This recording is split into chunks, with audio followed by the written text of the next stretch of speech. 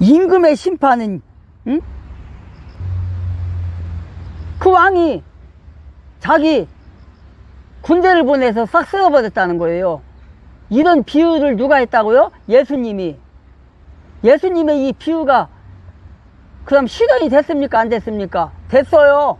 이렇게 이스라엘 백성이 예수님을 메시아도 안 받아들이고 메시아가 보낸, 하나님이 보낸 그 종들, 대언자들을 다 죽였잖아요. 그러니까 하나님이 분통이 터질 거 아니야. 그래서 자기 아들을 보냈는데, 아들은 공경할까 해서 보냈는데 어떻게 했다는 거야? 아들까지 죽여버린 거야. 십자가에 못 박아버린 거야. 예수님 말씀이 이건 거예요. 그러니까 그 하나님이 어떻게 한 거예요? 군대를 보냈다는 게 뭐예요? AD 70년에 무슨 일이 있었어요? 로마 군인들이 예루살렘을 점령했잖아요. 그래갖고 성전을 불태워버렸잖아요. 싹 쓸어버렸잖아요. 이게 이 비유가 거기서 드러났잖아요. AD 70년에 로마 군인이, 군대가 와가지고 예루살렘을 멸망을 시켰어요. 예루살렘 교회를 파괴를 시켰단 말이에요. 이 예언은 70년에, AD 70년에 예루살렘을 멸망시켜버리고 교회를 파괴시켜버렸잖아요. 응? 이런 심판이 되어졌어. 근데 그것뿐만 아니라 앞으로 이거는 뭐예요? 이 예언은 앞으로 이뤄질 심판. 무슨 심판? 요한계시록에 나오는 심판 있잖아요. 7년 대환난 끝나고 나서 그걸 또 얘기하는 거, 이게요. 복음, 그러니까 뭐예요? 궁극적으로는 이게 최후의 심판, 복음을 거부한 자들에게 최후의 심판으로 내려진다는 거, 이런 게요. 멸망할 것을 말하는 거잖아, 이게요. 멸망. 그래서 메시아를 거역하고 대적하는 자들에게 약속되는 그런 오직 영원한 멸망 뿐이라는 거예요. 복음을 받지 않는 자들에게는. 그러나 지금 우리가 살고 있는 이 시대에 복음을 전할 때 그들이 믿나요? 예수를 안 믿어요. 거절해요. 도리어 지금 21세기 대한민국 보세요. 이단자들이 얼마나 많이 나왔어요. 교회를 파괴하려고 한 자들이 얼마나 많아요. 지금 목사를 지금 어떻게 해요? 구속하고 교회를 압수수색하고.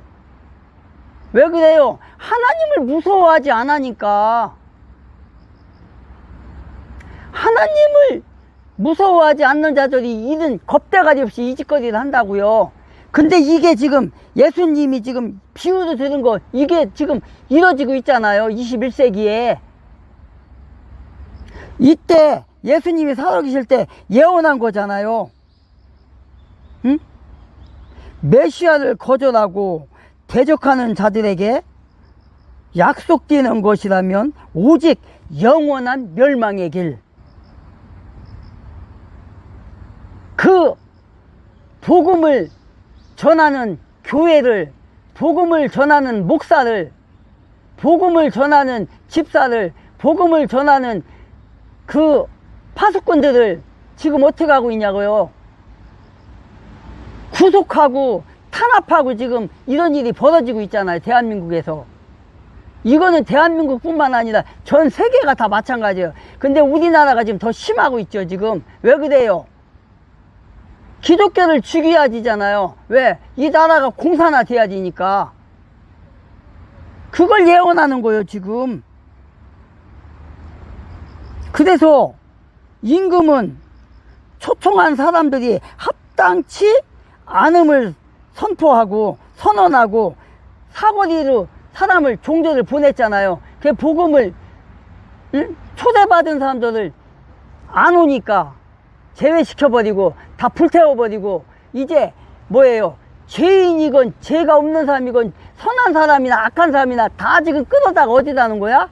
교회에다 지금 집어쳐는 거야. 지금 전도해온 거야. 지금 이게 그 얘기예요. 이 말씀이.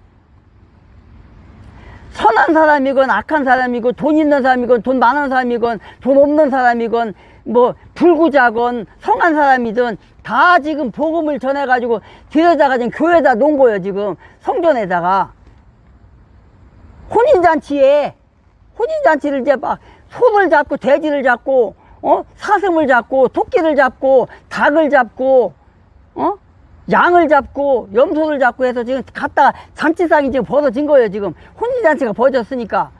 그래갖고 이제 사람이 이제 많이 찬 거야. 지금 각 교회마다 주일마다 많이 찼잖아요. 그 잔치 먹기 위해서 하나님 앞에 예배드려서 잔치상이 벌어졌잖아. 근데 그 왕이 신랑과 그 왕이 딱 이제 간 거야. 사람이 얼마나 많이 모였나 하고 딱 가본 거야. 그러니까 어떻게 됐어요? 꽉 찬 거야 지금. 그런데 어떻게 됐대요? 임금은 청한 사람들이 합당치 않음을 선언하고 사거리길로 사람을 보내요. 만나는 대로 혼인잔치에 초청하도록 종들을 보내서 채웠어. 이제 그리고 만나는 대로 갖다 채웠는데 어떤 자들을 그 종들이 악한 자나 선한 자나 만나는 데도 채웠대요. 어디에? 혼인잔치에. 꽉 찼디야. 꽉 찼디야. 그러니까 여기서 뭐예요? 악한 자나 선한 자나라는 건 뭐예요? 말을 풀이하자면 은총이라는 거예요. 은총. 하나님의 은총으로서 악한 자든 선한 자든 있는 자든 없는 자든 불구자든 성한 사람이든 배운 사람이든 못 배운 사람이든 다 하나님의 은총으로 구원받는다는 걸 얘기하는 거예요. 지금 이 뜻이 어느 말 뜻이 성경 말씀 예수님의 말 뜻이 지금 응? 하나님의 은총 은혜가 아니면 될 수가 없다는 걸 얘기하는 거예요. 여기서 이 말은. 그리고 하나님의 부르심은 사람이 가지고 있는 과거의 선과 악 상관없이 다 용서하고 용서함 받고 그런 거 뒤로 하고 오직 그분의 부르심에 합당한 자, 당신의 기쁨에 들어온 자, 회개하고 온 자, 그들에게 은총을 베풀어서 구원해 준다는 걸 지금 얘기하는 거예요. 이게 오직 그분의 부르심은 당신의 기쁘신 뜻에 의한 은혜라는 거예요. 뭐예요? 그 뒤에 자기 종들에게 이르되 결혼식 준비에 초대받은 자들이 합당하지 아니하니. 9절에 보니까 그런즉 너희는 큰 길로 가서 만나는 자들을 다 혼인잔치에 초대하라 이렇게 했어요. 그리고 10절에 보니까 이에 그 종들이 큰 길로 가서 나쁜 자든 좋은 자든 다 만나는 대로 어떻게 했대요? 모아다 결혼식에 채웠다는 거예요. 그러니까 뭐예요? 교회 안에 채웠다는 거예요. 교회 안에. 그런데 11절에 뭐라고 돼 있어요? 왕이 손님들을 보러 들어올 때 이제 손님들이 많이 찼나. 이제 그 신랑 아버지가 이제 들어온 거야. 어디로? 잔치가 배설된 대로 거기가 어디예요? 지금은 말하자면 교회 들어올 때에 거기서 결혼식 예복을 입지 않은 한 사람을 보고 이렇게 하고 있어요. 자, 교회 우리가 교회를 다닌다고 해서 예복을 다 입었나요? 그렇지 않다는 거예요. 지금 뭐예요 이게? 교회에 많은 사람이 예배를 드리러 왔지만 종교적으로 온 사람도 있고 뭐예요? 진짜 예수님을 영접하고 구원받은 하나님의 자녀도 있고 두 부류가 있다는 걸 지금 얘기하는 거예요. 봐요. 예복을 입지 않았다잖아요. 11절에 결혼식 예복을 입지 않은 한 사람을 보고, 결혼식 예복을 입지 않은 한 사람을 보고,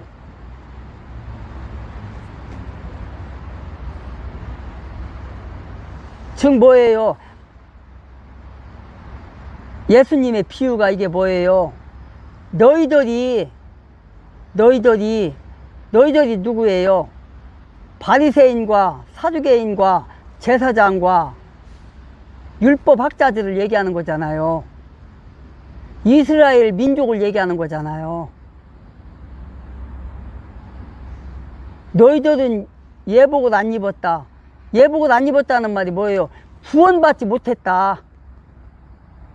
그거잖아요. 구원받지 못했다는 게 예복을 입지 않은 거예요. 자, 그러면 우리가 이 말이 적용을 시키려면 우리가 예식장에 갈 때, 오늘 초등학교 스터디 TV에 들어오신 여러분들 예식장에 갈 때 작업복 차림으로 갑니까? 아마 그런 사람은 없을 거예요. 아마도 낡은 옷을 빨아서 입고 갈 거예요. 아마 작업복, 지금 일하다가 노동판에서 일하다가 그 흙이 더덕더덕 묻고 먼지가 묻고 난 옷 입고 결혼식장에 가는 사람은 없을 거예요. 아마도 여자분들 같은 경우는 화장도 하고 미장원에 가서 머리도 하고 옷도 좀 저 평소에 옷장에 넣어놨던 옷도 좀 꺼내서 이게 어울릴까 저게 어울릴까 그거를 이거 입어봤다 저거 입어봤다 하고 어울리는 거 입고 아마 갈 거예요. 예식장에. 왜? 나를 초대한 사람을 부끄럽지 않게 하려고, 얼굴 붉히지 않게 하려고, 또 나도 역시 내 자존심을 살리기 위해서 나 이렇게 산다. 그게 예의란 말이에요. 예복을 입고 가는 게 그게 예의예요. 그래서 여기서 말하는 건 뭐예요? 예복이라는 게 예수님의 이름으로 구원받은 사람, 예수님의 십자가의 피로 구원받은 사람, 그걸 얘기하는 거예요.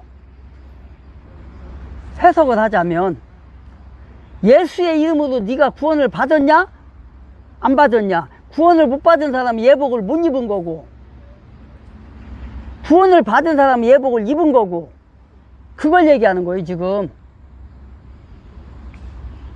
그래서 예복을 입지 않은 한 사람을 보고, 그 다음에 12절에서 뭐라고 그래요? 그에게 이르되 친구여 어찌 네가 결혼식 예복을 입지 않고 여기 들어왔느냐 하니 그가 아무 말도 못하거늘. 13절에 이에 왕이 종들에게 이르되 그의 손발을 꾹꾹 묶고 그를 데려다가 바깥 어두움에 내던지라 거기서 슬피 울며 이를 갈미 있으리라 하니라. 14절 마지막 절에 오늘 여기까지입니다. 14절에 부름받은 자는 많으나 선정된 자는 적으니라 하시니라. 이렇게 기록하고 있어요.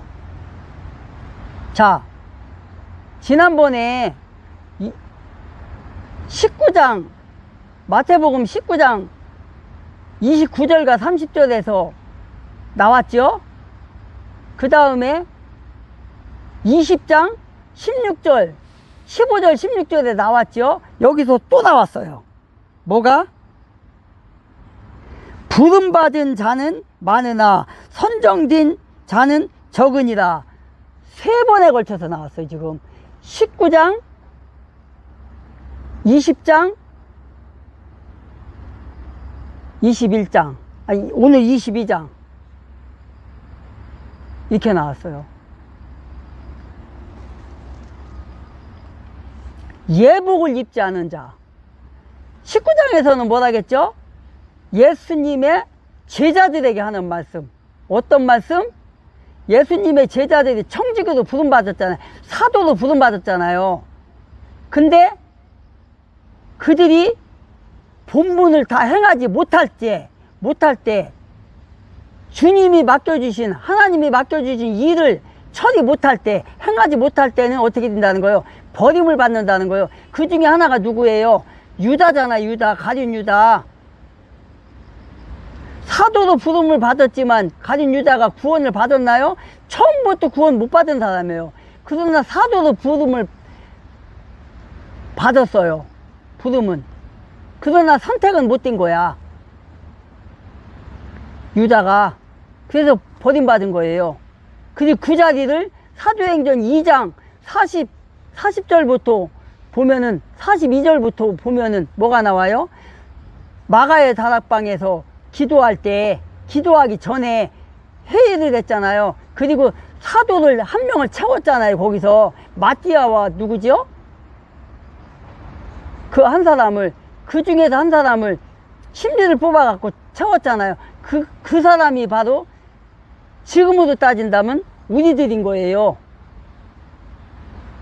그 유다의 자리가 비어 있는 거야. 계속 누구든지 그 자리로 가야 되는 거야. 주님이 오시는 그날까지 그 자리가 비어 있는 거야. 자, 그리고 19장에서 그랬죠. 20장에서 어떻게 했어요? 포도원 농부가 아침에 일찍 나갔죠. 마지막에 나갔죠. 그런데 마지막에 나온 사람은, 마지막에 전도되어 온 사람 뭐예요? 일하러 온 사람은 1시간만 일했는데 아침에 일하러 온 사람과 똑같이 줬잖아요. 그랬더니 그 사람들이 뭐라겠어요?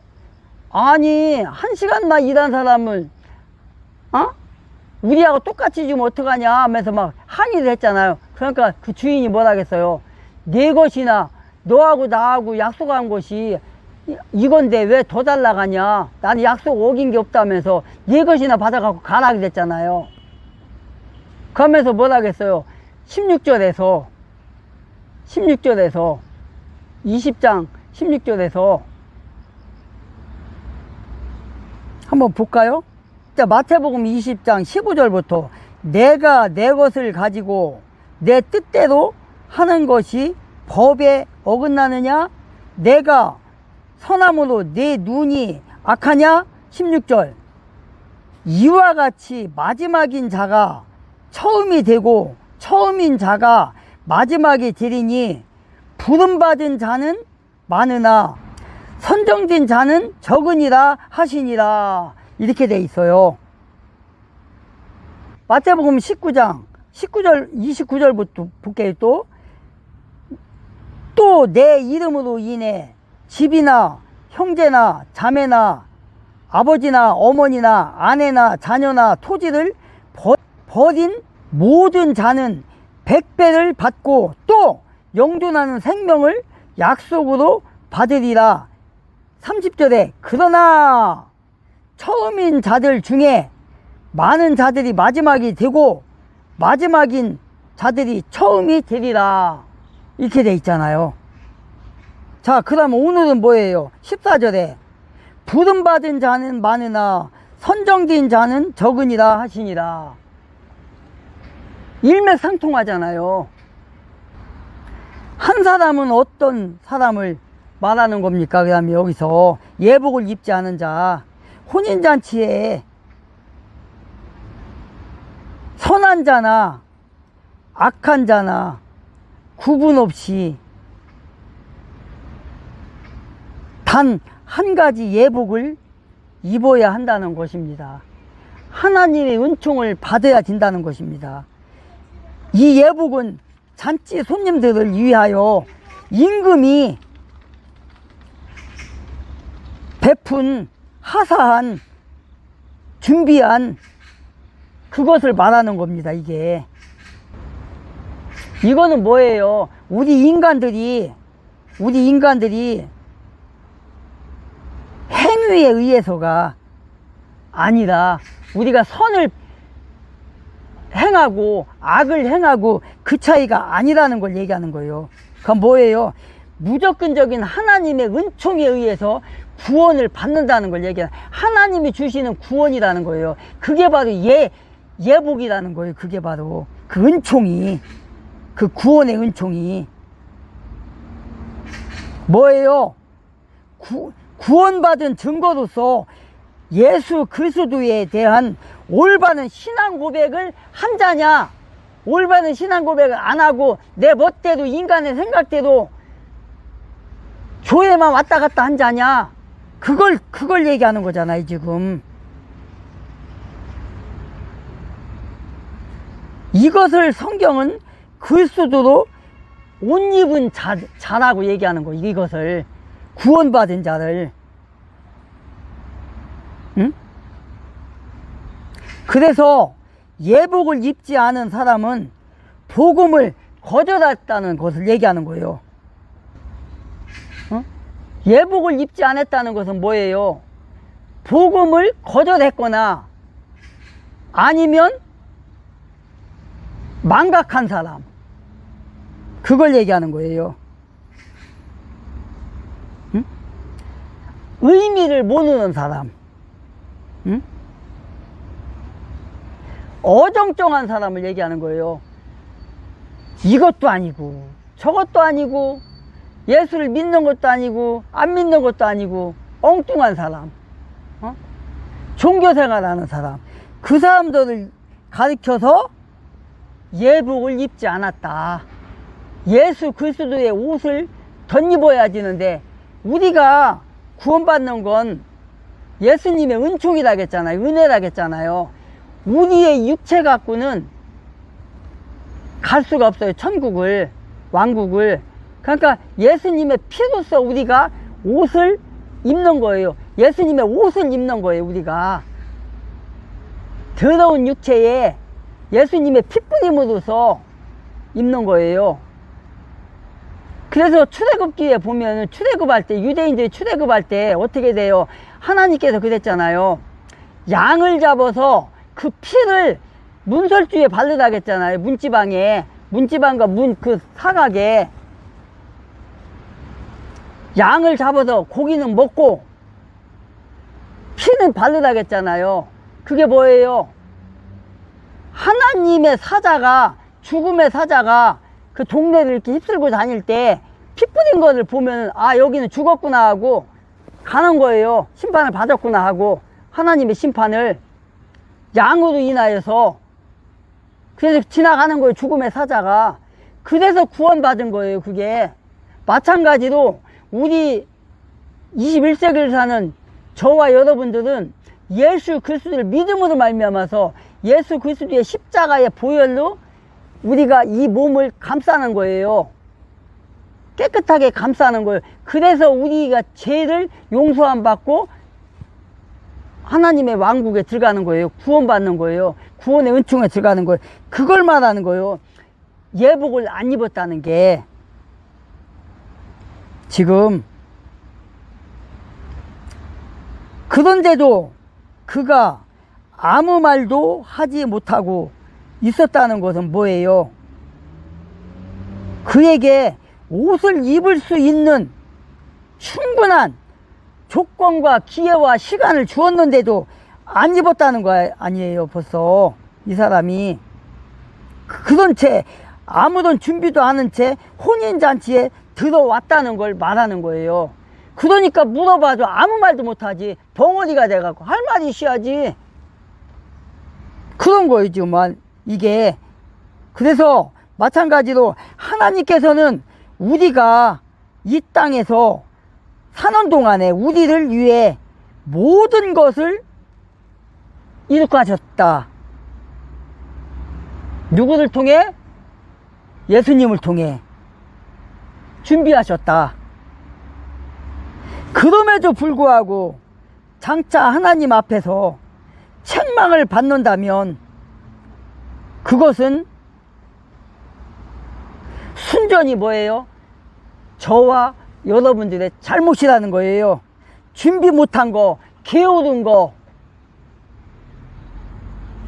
오늘은 뭐해서 교회 못 가고, 오늘은 뭐해서 교회 못 가고, 내일은 또 무슨 약속이 있어서 못 가고, 모레는 또 어디를 가야 해서 못 가고, 기회를 줬는데도, 시간을 줬는데도, 그게 다 게으름이라는 거예요. 그래서 사도 바울은 우리에게 세월을 아끼라고 에베소서 5장 16절에서 말하고 있어요. 응? 청함을 받은 자는 많되 택함을 입은 자는 적으니라. 14절. 이 말씀이 뭐예요? 하나님께서 모든 인간들을 일반적으로 초청하셨지만 일부를 특별히 선택하신다는 걸 말하는 거예요. 아까 봤죠? 19장 마지막 절 30절과 20장 16절 봤죠? 선정된 자는 적다. 많은 사람이 초대를 받았지만 그 사람들 중에서 수백 명, 수천 명, 수만 명, 수억 명을 초대를 했지만 그들 중에 소수만 선택을 받았다. 그 얘기예요. 그래서 결국 뭐예요?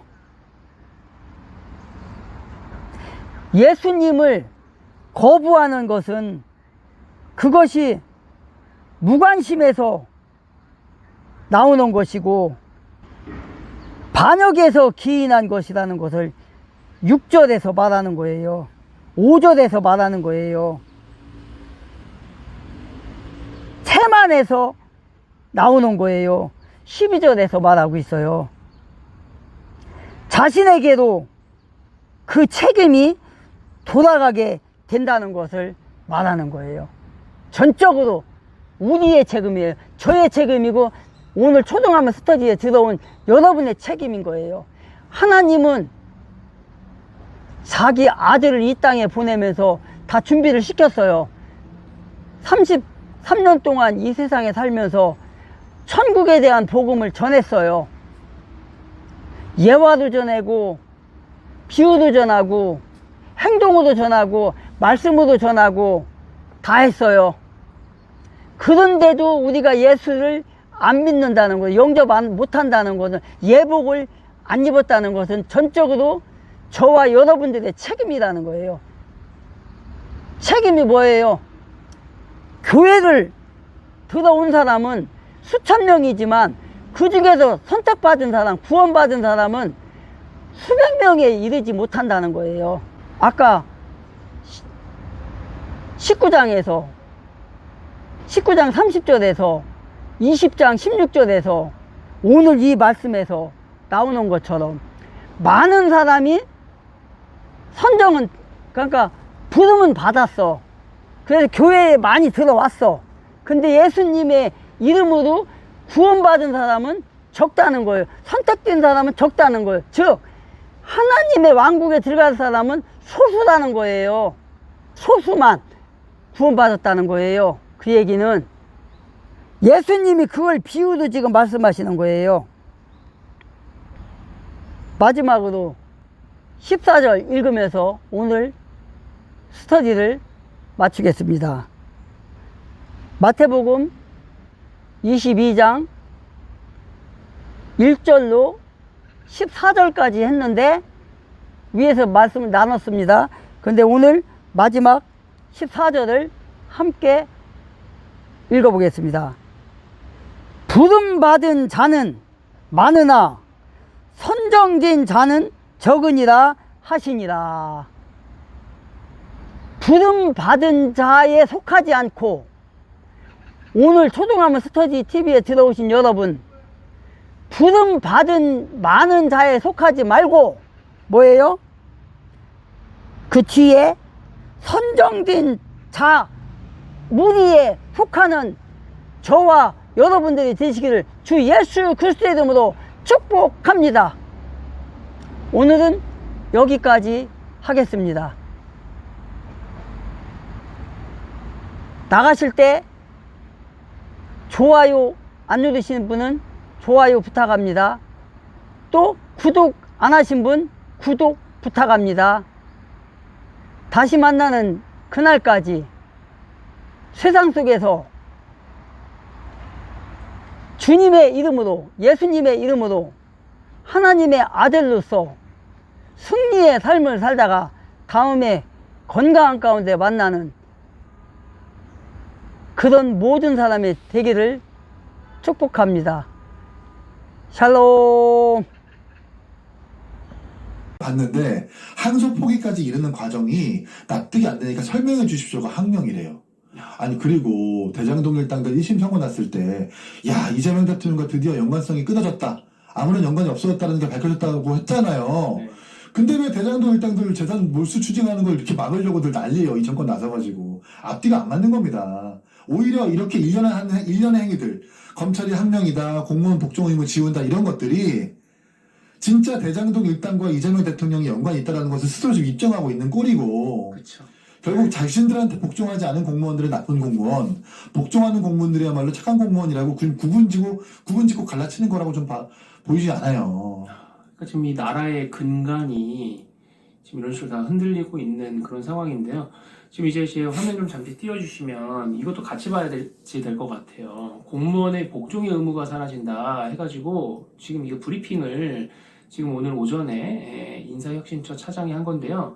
예를 들면 이제 이런 겁니다. 국가공무원법에서 지금 국가공무원법 위반했다고 검사장 18명 민주당이 경찰에 고발한 겁니다. 고발했죠. 그 국가공무원법을 또 이제 이재명이가 뭐라고 바꾸는 거냐면 복종 의무를 없애겠다라는 겁니다. 그래서 지금 현행은 57조가 공무원은 직무를 수행할 때 소속 상관의 직무상 명령에 복종해야 한다라고 규정하고 있는데 이거를 바꾸겠다는 거예요. 서로 협력하여야 한다라고 이렇게 바꾸겠다는 거예요. 그리고 이것도 저는 정말 큰 건데 공무원의 성실 의무 관련 조항도 고치겠대요. 그래서 지금은 모든 공무원은 법령을 준수하며 성실히 직무를 수행하여야 한다고 규정되어 있는데 이거를 심리성실의 원칙이죠. 모든 공무원은 법령을 준수하며 성실히 직무를 수행하여야 한다. 그러니까 이거 조금 법령을 준수하며에서 국민 전체에 대한 봉사자로서 해갖고 뭐 이런 걸 넣는다는 건데 지금 이게 사실 요것도 되게 1시간 방송거리예요. 휴식권과 시민불편 4년 논란 끝 해가지고 대구 공무원 점심 휴무 했는데 이게 지금 대구 공무원 노조가 집회를 열어가지고 점심시간에는 휴무하게 해달라고 했다는 거거든요. 그래서 이게 4년 동안 맞섰던 건데 결국에는 내년부터 대구에서 공무원 점심시간 휴무제가 전면 도입된다는 거예요. 그러니까 이제 이게 되면 결국에는 공무원 구청이나 이런 데 갈 때 이제 반차 써야지 되는 거잖아요. 네? 아니 국민들이 사실 점심시간에 가는 이유가 있잖아요. 그렇죠. 관공서에 네. 일처리 사무처리 하는 거 점심시간에 가는 이유가 있어요. 아니 그러니까 그 일과 시간에는 내 일 때문에 못 가고 잠깐 짬내가지고 점심시간에 그쵸. 가서 민원서류를 떼든지 자기 그쵸. 일을 보는 거고 네. 거기에 맞춰서 공직사회도 그 당번을 정해가지고 교대를 합니다. 그렇죠. 밥 먹는 시간 다르게 해가지고 이렇게 하잖아요. 그러니까 지금까지 네. 대대로 이어져 왔었던 우리 공직의 어떤 시스템이자 원리예요. 그렇습니다. 그래가지고 이제는 낮 12시부터 오후 1시까지 운영하지 않는다는 거예요. 아니 근데 저는 일단 그래서 이 공무원 점심시간 휴무제가 전국으로 지금 퍼지는 추세다라는 건데 공무원 복종 의무 없어지는 건 좀 좋네요. 그렇게 또 될 수 있습니다. 이 공무원들이 말씀하신 대로. 네. 이 이재명 정권의 부당한 지시와 외압과 압력 전부 다 복종하지 말고 다 협력하는 차원에서 이견도 제기하고 이의도 제시하라. 아니 조희대 대법원장 탄핵하겠다고 하는 것도 당장 들고 일어나야 되는 거고요. 내란전담 재판부도 들고 일어나야 된다는 거고요. 특히 제가 사진 공개해가지고 유죄받았었던 그 조희대 대법원장 유죄 취지 파기환송했었던 그 재판도 지금 불복하고 있는 거잖아요. 그럼 법원과 법원 공무원들, 검찰 공무원들 다 들고 일어나야 되는 거예요. 이제 복종 의무 없으니까 복종하시면 안 됩니다. 그러네요. 네, 이 결국 저 무리수가 이 정권의 발목을 제대로 잡을 거다 저는 이렇게 봐요. 아니, 저는 이제 요것도 끝으로 좀 다루려고 하는데 저는 이제 사석에선 들었어요. 근데 자세한 내용은 얘기 안 하려고 하더라고요. 이게 이제 김용태 국민의힘 의원이죠. 당시에 이제 국민의힘 비대위원장 대선 직후에 직함이 그래요. 그래서 그 이재명하고 여야 지도부 간의 그 오찬 회동이 있었잖아요. 네. 그 회동 때 있었던 비화를 지금 저렇게 또 시사전널에서 얼마 전에 단독이라고 좀 뽑은 건데 이재명의 두 얼굴이에요. 여러분 보세요. 비대위원장 때 대통령하고 식사를 하면서 대통령 되기 전에 기소됐던 형사 사건에 대해서 재판 재개 여부는 사법부 판단을 존중해야 한다고 말씀드렸대요. 그리고 대통령 임기 끝나면 재판 받겠다고 국민께 약속해 주십시오라고 오찬에서 얘기를 했는데 이재명이 카메라가 있을 때는 웃었는데 카메라가 꺼지고 나가니까 여러 가지 압박성 발언들을 했다는 거예요. 구체적인 발언을 말할 수는 없지만 사실상 그렇게 이야기하지 말라는 취지였다. 카메라가 있을 때는 웃었는데 카메라가 꺼지고 나서는 여러 가지 압박성 발언들이 있었다. 카메라가 있을 때는 아우 대표님 그런 말씀 맞으시죠? 라고 하다가 카메라 꺼졌을 때 사실 어떤 이야기인지는 지금 공개하지 못했다고 하는 거죠. 여기서부터 저희 상상의 나래가 펼쳐지는 겁니다. 네. 용태야 죽을래? 너 그런 얘기 왜 하니? 나보다 어린 놈의 자식이 말이야. 감히 대통령의 재판을 여기서 면전에다가 얘기를 해? 라고 했을 수도 있고 그런 얘기 하는 거 아닙니다. 대통령의 재판을 멈추는 거예요. 라는 말일 수도 있고 근데 어느 방면이든 다 옳지 않죠. 그러니까. 이재명 시장, 이재명 도지사, 이재명 선거 후보 때 대통령도 죄가 있으면 감옥에 가자라고 했었던 것이 이재명 대통령 본인이었어요. 그러면 대통령이 됐었을 때도 그 원칙을 지켜야죠. 그것 때문에 사람들이 환호해주고 지지해준 건데 그건 온데간 데 없고 그러니까 이게 카메라 꺼였다고 야당 대표들 핍박하고 탄압하고 아니 이재명 패거리는 휴대폰도 안 내고 숨기라고 막 오히려 막 그게 얼마나 잘못된 얘기인지도 모르고 깔깔 웃으면서 얘기하고 물론 막 자기 농담조라고 얘기하겠죠. 이재명은 지금 네. 그거하고 따지면 그리고 심지어 설주한 변호사 얘기가 그거잖아요. 평소에는 그냥 뭐 휴대폰으로 그냥 뭐 편하게 연락하다가 중요한 얘기할 때는 텔레그램으로 전화 온다 그러고 그러는 사람들이 지금 공무원 75만 명을 잠재적 범죄자 취급해가지고 휴대폰 들여다보겠다고 하고 있는 거 아닙니까? 그렇죠. 근데 지금 그런 사람이 지금 그런 집단이 지금 저렇게 대한민국 저 국정을 지금 끌고 가고 있으니까 얼마나 지금 기가 찬 거예요. 그러나 복종 의무가 없어졌다는 거. 그러니까 핸드폰 제출하지 않으셔도 되고요. 부당한 지시와 외압에 맞서셔도 됩니다. 그러니까 지금 김용태는 그런 얘기를 들었는데 저 당시에 언론에서는 저런 게 단독이랍시고 나온 거예요. 여러분 이게 정사가 돼서는 안 돼요. 때로는 야사가 더 정사보다도 힘이 센 겁니다. 이재명이 김용태가 A4 용지 갖고 딱 이렇게 읽은 거거든요. 그게 맞아요. 재판 받으십시오. 네. 뭐 약속해 주십시오. 뭐 했던 거예요. 그러니까 이재명이 내가 윤석열 그때 대통령 때 했던 것보다는 좀 짧네. 짧네 조용한 그러면서 거죠. 그러면서 아주 뭐 이렇게 막 웃었다는 겁니다. 오히려 농담으로 여유 있게 받아들였다. 그리고 뭐 저 당시에 이제 대통령실 고위 관계자가 저 얘기하니까 이제 이 중앙일보 기자들이 단독이랍시고 한마디 들은 거 갖고 쓴 건데 대통령실이 격이 없는 대화를 위해서 관저에서 오찬을 겸해 회동했는데 실제 훨씬 더 부드러운 분위기에서 솔직한 얘기들을 나눴다라고 저 당시 얘기를 했어요. 그래서 이제 저 중앙일보 애들이 저렇게 기사 썼는데 뭐가 격이 없이 부드러워 김용태가 압박을 느끼는 얘기를 여러 개 네. 들었다는데 너무 격식을 차리고 압박에 의한 뭐 대화였네요. 그러니까요.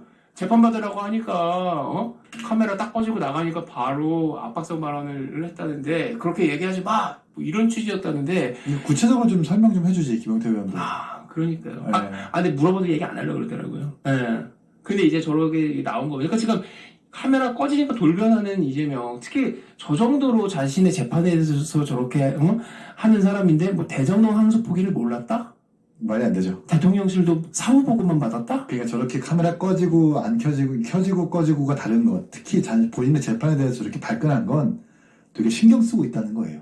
그렇죠. 네. 그렇게 어쨌든 봐야죠. 정권이 끝나고 나서 이재명 대통령은 재판을 받거나 또 이미 유죄가 난 부분이 있기 때문에 감옥 가는 건 사실은 거의 뭐 기정사실인 거잖아요. 감옥을 가거나 아니면은 뭐 벌금을 받거나.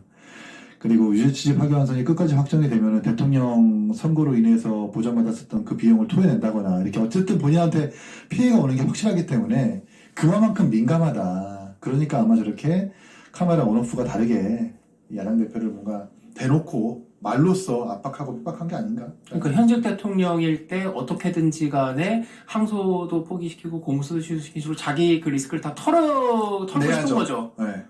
근데 이제 대한민국에서 오래 이 정착해왔던 이 시스템이 그렇게 일시적인 어떤 일부의 사람들 때문에 일부의 사람들에 의해서 바뀌기는 사실 쉽지가 않아요. 왜냐하면 집단지성이라는 게 있는 거고 그 안에서도 결국 이제 항명하고 이것이 옳지 않다라고 하는 사람들 분명히 있을 거기 때문에 제 마음대로 분명히 안 될 겁니다. 그러니까 자꾸 무리수 두는 거고 75명 공무원들 다 들여다보겠다라는 거고 이런 지금 시그널들이 오는 거라고 좀 보거든요. 그러니까 이재명 입장에서도 정청래, 추미애 이런 사람들이 나의 사고 리스크를 정말 덜어주기 위해서 노력하는 게 아니라 오히려 더 요란하게 만들어서 지들 정치하려고 하는 걸로 보이고 심지어 말 그대로 지금 정청래는 1인 1표제로 해가고 항명을 진짜 지금 하고 있으니까 그렇죠. 이재명 입장에서도 아주 그냥 짜증나겠네요. 이재명 대통령의 임기 이제 정청래 대표의 대통령 임기가 아닌 거잖아요. 그렇죠. 정청래 대표는 이재명 대표의 모델을 보고 나도 다음에 용꿈을 꿔야지 대통령이 되겠지라고 하면서 1인 2표제를 하고 있는 거라고 전 보여지거든요. 그 개개인의 욕심이 모여가지고 집단이 망하는 겁니다. 전 민주당이 꼭 그런 길로 갈 거라고 봐요. 자, 지금 이재명이 카메라 꺼지니까 김용태한테 저런 압박성 발언 그렇게 얘기하지 마! 뭐 했다는데 저쪽 이재명 그룹은 저런 식으로 사람을 협박도 하고 구슬리기도 하고 하는 거 되게 잘하는 것 같아요. 누구보다 잘 아실 거란 말이죠. 제가 얼마 전에 들은 얘기로는 이기인 사무총장 같은 경우도 대통령실로 들어가게 해줄게. 네. 민주당화 하는 식으로 막 그 성남시정 저랑 같이 방송하는 사람한테 이재명 진짜요? 받았어요, 그거? 네, 비선으로 활동하고 있는 정말 직접 보고한다는 그 아주 유명해요. 네. 그 사람이 직접 와가지고 이기인 씨 한 번만 만나게 해달라. 우리 진영에 와주면 지방선거도 나가게 해주겠다. 청와대도 들어가게 해주겠다라고 문자가 남아있어요. 몇 년도예요 그게? 아니 작년이요. 작년에? 올해 대선이죠. 올해 대선. 네. 올해 대선이구나. 네, 올해 6월 6일. 올해요, 올해. 올해 초에. 네, 올해 초에. 전 바깥에 있는데 그 같이 방송하는 그 친구한테 직접 찾아와가지고 그렇게 요청했다라는 거예요. 그래서 저한테 형 어떻게 할래? 라고 물어보는 거예요. 그래서 웃기고 있네.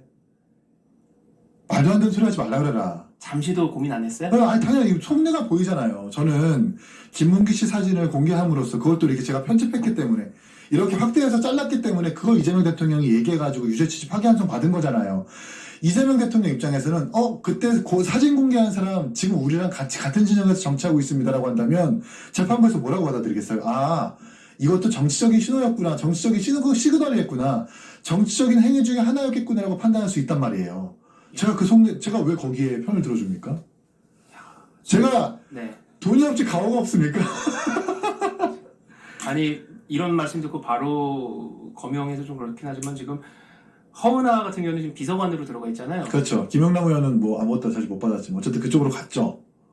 가오가 중요한 겁니다. 가오가 중요한 거죠. 근데 어쨌든 이재명과 그 핵심 그룹에서는 눈에 가시 이긴 그러니까 계속 보다가 야 쟤는 안 되겠다 그냥 차라리 우리 쪽으로 오게 해갖고 그냥 한 식구 되는 것처럼 그냥 하자라는 식으로 막 포섭하려고 하는 시도가 있었다는 아니 거죠. 그게 이재명 시장 때부터 계속 되게 많이 이어져 왔었어요. 아 그래요? 네, 제가 막 성남 시민 순찰 때라는 이재명 시장의 주요 공약에 대해서 부칙을 달아가지고 1년만 하고 폐지하겠다라고 그렇게 부칙을 달았었을 때 정진상 비서실장한테 저의 공천권을 가지고 있는 국회의원 비서관에 전화 와가지고 쌍욕과 육두문자를 날리면서 어떻게 양의 탈을 쓴 저놈의 자식이 이재명 대통령의 정책에 대해서 수사권과 발목을 잡느냐라고 녹음 파일까지 있었습니다.